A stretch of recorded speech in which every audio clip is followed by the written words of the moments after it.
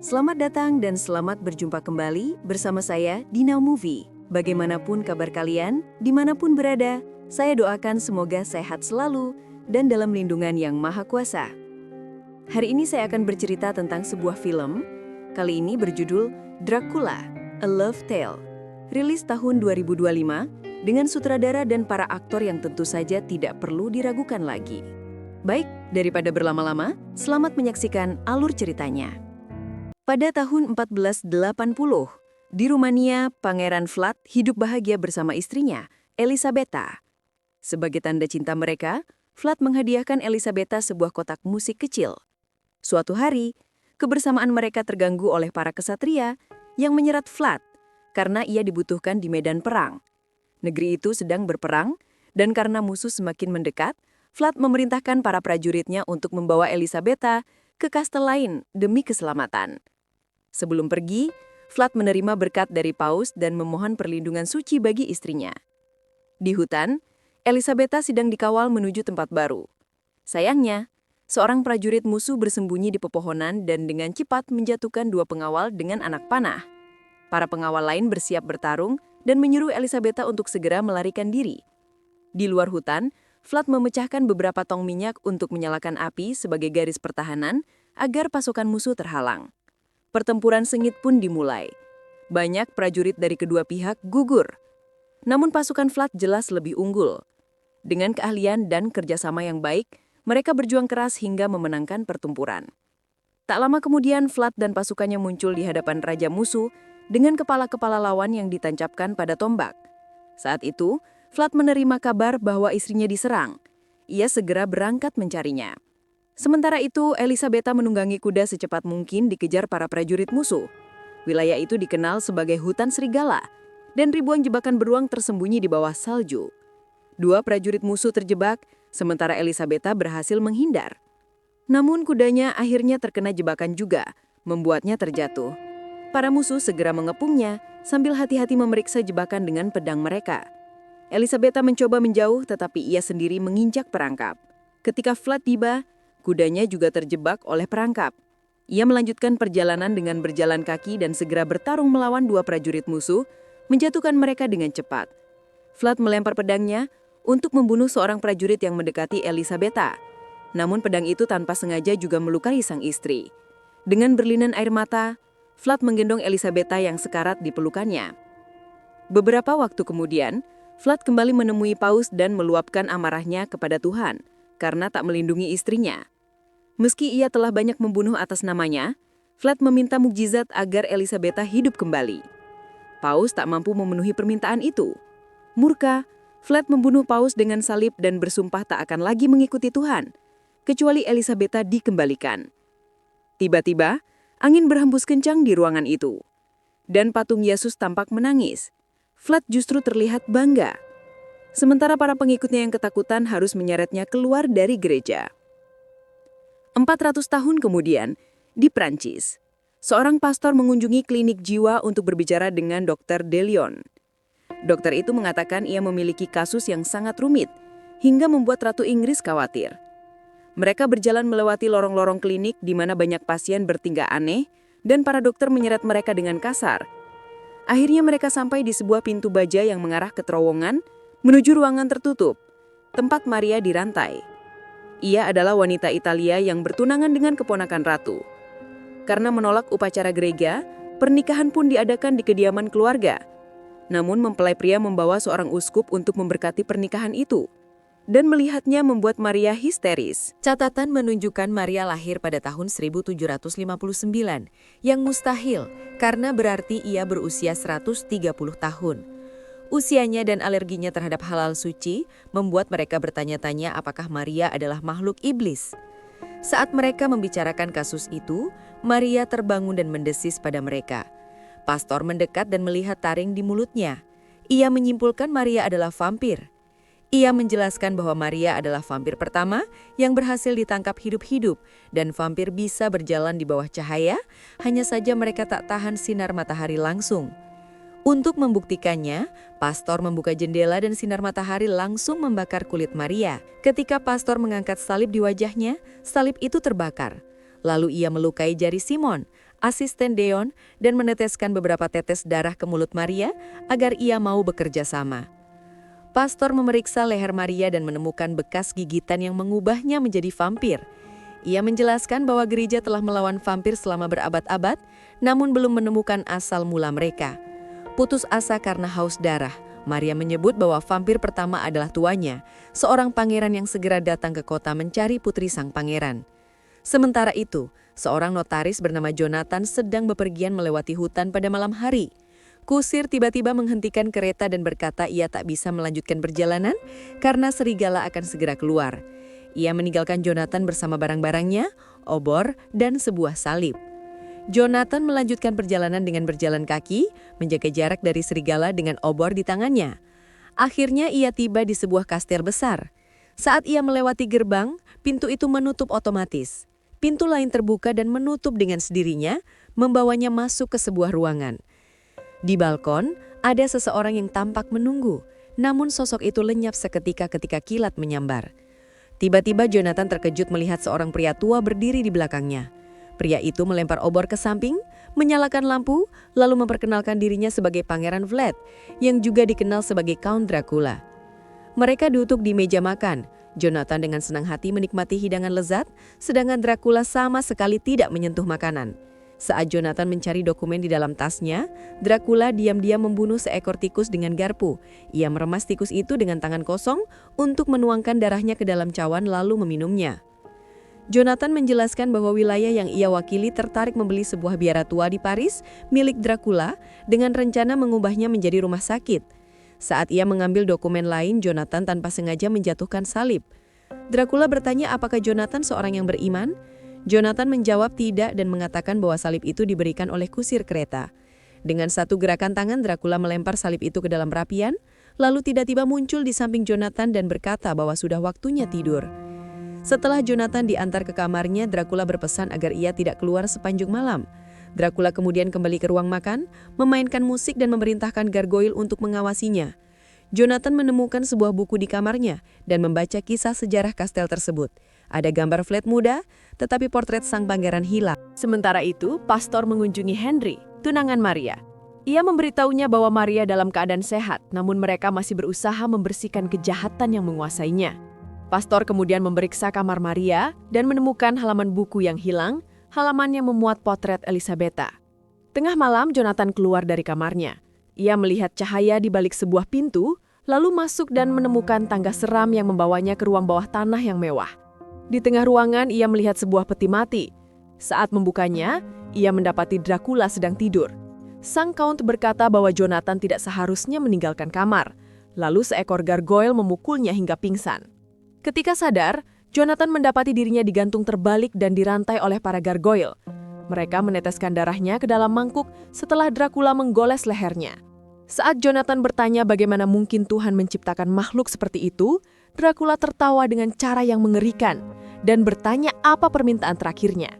Jonathan ingin tahu kisah Dracula, dan sang Count merasa itu sangat menghibur hingga ia memerintahkan gargoyle untuk melepaskannya. Dracula mulai bercerita mengenang pemakaman Elisabetta. Ia menjelaskan bahwa selama berabad-abad ia menunggu sang istri karena yakin jiwa suci bisa bereinkarnasi. Pencarian itu tak mudah. Saat wabah pes melanda, setengah populasi wanita mati dan sisanya berlindung di tempat-tempat suci yang tak bisa ia dekati. Kesepian membuat Dracula iri kepada manusia yang bisa mati. Suatu hari, Dracula tertidur di atas makam Elisabetta. Keesokan paginya ia terbangun dalam keputusasaan mendalam, lalu berusaha mengakhiri hidup dengan melompat dari jendela. Namun ia selamat dari jatuhnya. Ia terus mencoba lagi dan lagi, tetapi selalu hidup. Karena tak mungkin mencari Elisabetta ke seluruh dunia, Dracula memutuskan perlu rencana agar Elisabetta mendatanginya. Selama lebih dari 1 abad, ia meracik wangian dari bunga-bunga tercantik dan paling magis di taman-taman terkenal. Akhirnya ia menguji parfum itu di Italia, dan para wanita segera mengikutinya.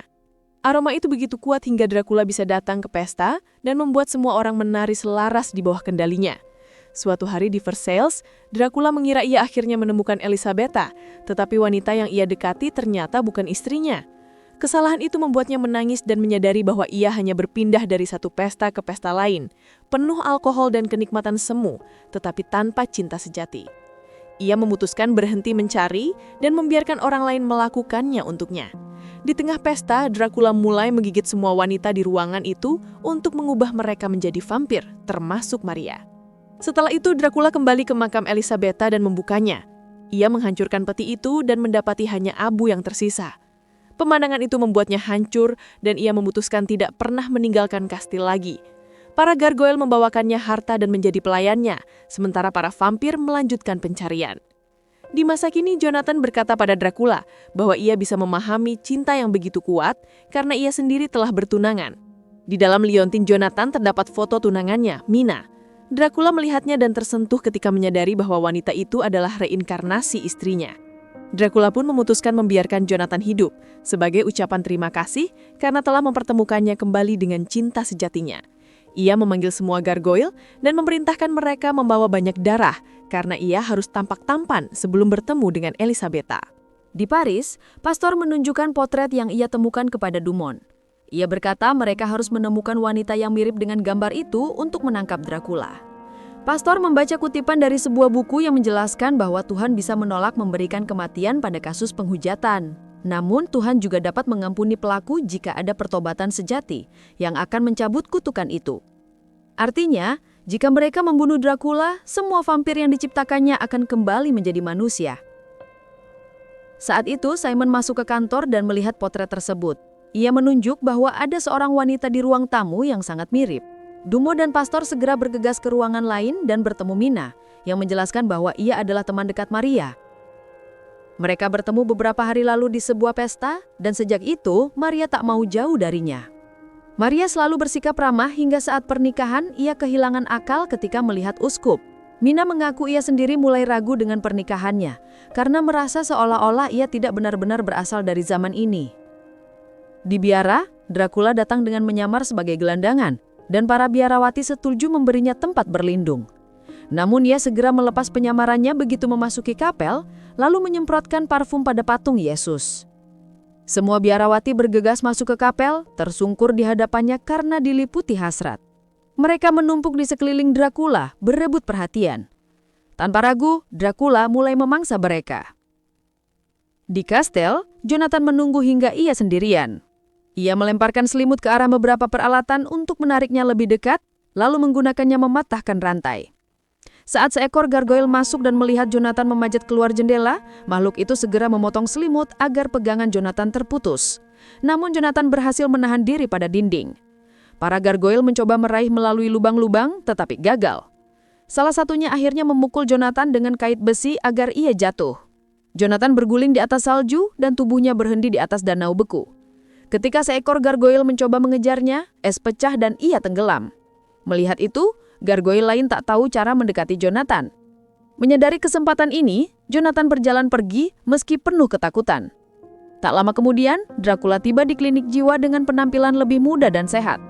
Ia menggunakan parfumnya untuk mengendalikan Simon dan memerintahkannya menunjukkan jalan ke kamar Maria. Maria berkata pada Dracula bahwa ia telah menemukan Elisabetta dan ia dihadiahi kesempatan untuk mengisap darah Simon. Keesokan paginya, pastor sedang meneliti sebuah foto Vlad. Beberapa saat kemudian, ia dipanggil ke klinik, dan Dumont memberitahunya bahwa Maria menghilang. Simon telah menjadi vampir dan diikat ke tempat tidur. Pastor melihat taring Simon serta aroma parfum yang kuat pada pakaiannya. Saat Dumont menjelaskan ciri-ciri penyusup yang membawa Maria, pastor menyadari bahwa Mina sedang dalam bahaya. Di rumah penginapan, Mina membuka pintu saat mendengar ketukan dan terkejut melihat Maria yang tampak sehat. Maria mengatakan bahwa Dumont telah memulangkannya. Ia juga menjelaskan bahwa ada seorang teman yang ingin bertemu Mina, lalu membujuknya berganti pakaian yang lebih bagus. Mereka kemudian pergi ke hotel tempat Dracula menunggu. Melihat wajah istrinya kembali, membuat Dracula menangis. Setelah melimpahi Mina dengan pujian, Dracula mencium tangannya, membuat Mina melihat bayangan masa lalu mereka. Merasa tak nyaman, Mina menarik diri dan menuduh Dracula telah menyihirnya. Dracula mencoba menjelaskan kisah Elisabetta dan harapannya agar ia bereinkarnasi, tetapi Mina bersikeras bahwa dirinya hanyalah Mina. Dracula mengakhiri percakapan dengan menghadiahi kotak musik itu. Maria kemudian menarik Mina untuk menonton kembang api. Di akhir malam, Dracula mengantar Mina pulang, meninggalkannya dengan senyum lebar. Namun kebahagiaan itu berubah menjadi keterkejutan ketika ia menemukan Pastor dan Dumont sedang merawat Jonathan yang sakit di ruang tamu. Pendeta memberitahu Mina tentang apa yang terjadi pada tunangannya, namun Mina menolak percaya bahwa Dracula bisa sekejam itu. Maka pendeta harus menjelaskan bahwa Dracula adalah seorang vampir yang minum darah manusia dan menggunakan parfum untuk mengendalikan korbannya. Ia memeriksa leher Mina dan merasa lega karena tidak melihat bekas gigitan. Mina bergegas ke kamarnya sendiri untuk menangis dan tak sengaja membuka kotak musik. Bayangan tentang Elisabetta terus datang sampai ia tersadar ketika Dracula muncul di sisinya. Mina meminta pergi, lalu Dracula mencoba memanjat keluar jendela. Tidak tahu kekuatan Dracula, Mina mengira ia akan menyakiti diri sendiri dan segera menghentikannya. Mina mulai menuduh Dracula menipunya. Dracula menegaskan bahwa ia tidak pernah menggunakan parfum itu padanya, lalu melemparkan botol parfum ke dalam api. Mina kemudian menyebut soal penghisapan darah. Dracula mengaku bahwa ia memang melakukannya, tetapi berjanji Mina tidak akan pernah menjadi korbannya. Tiba-tiba, hidung Mina berdarah. Dracula mengambil darah itu dengan jarinya dan menjilatnya. Ia menggenggam tangan Mina dan mengucapkan kata-kata romantis, sementara penglihatan tentang masa lalu kembali datang. Saat mendengar kata-kata terakhir yang dulu ia ucapkan pada Elisabetta, Mina akhirnya menerima kenangan itu sebagai miliknya, memanggil Dracula sebagai kekasih, lalu menciumnya. Mereka akhirnya larut dalam keintiman dan Mina meminta keabadian. Dracula pun menggigitnya untuk mengubahnya. Pada saat itu, pendeta mencium aroma parfum yang sama seperti di rumah sakit dan sadar bahwa Dracula ada di rumah. Ia mengambil pistol dan bergegas ke kamar Mina, namun mendapati kamar itu kosong. Pendeta dan Dumont menduga Dracula telah membawa Mina kembali ke kastilnya, dan Jonathan setuju untuk membawa mereka ke sana. Sementara itu, Maria bertemu kembali dengan Henry. Ia bersikap sangat manis untuk mengalihkan perhatian Henry. Ketika hendak menggigitnya, rombongan pendeta datang mengganggunya. Maria meraung marah dan bersiap menyerang, sehingga pendeta menembaknya. Namun Maria cepat pulih, menjatuhkan Henry, lalu menangkap pendeta untuk mencoba membunuhnya.